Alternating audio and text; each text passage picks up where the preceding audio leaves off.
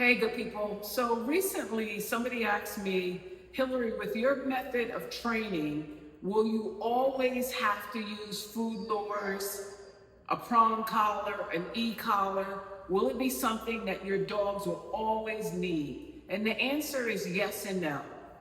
My dog, Echo, which you see in many of my videos, wears all three collars every single day.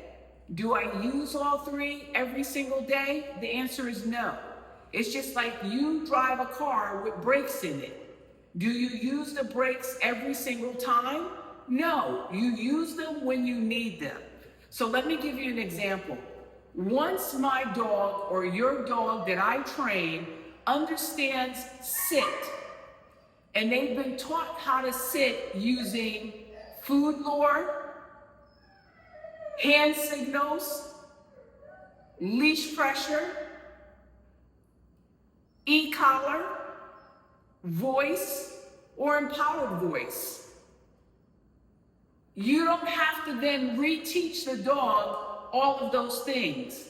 You have all of those things to reinforce what the dog already knows. So, if your dog knows sit, and you say sit and your dog doesn't sit, you don't have to say sit again. What you can do is food lure into a sit. What you can do is a hand signal into a sit. What you can do is leash pressure into a sit. What you can do is empowered voice, e-collar into a sit. And I may seem like I sound a little agitated because sometimes when I'm asked a question, I can't tell if you're making a statement or you really want to know a better way of training your dog. What I can tell you is every dog that leaves my program, you have those tools to reinforce what the dog knows. But if you don't know how to use those tools, you can't reinforce what the dog knows. So what am I saying to you?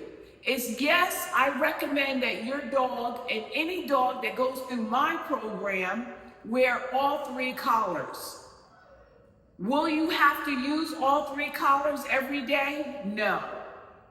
Will you have to carry food with you every single day? No. I take Echo out in public with me often. And many of the times I don't use food. Many of the times I don't use leash pressure. Many of the times I don't use an e-collar. As a matter of fact, today we went on an outing and I forgot the e-collar. Last month we went out to eat, I forgot a leash. Because when you know what you know, and you know how to enforce what the dog knows, you can do almost anything.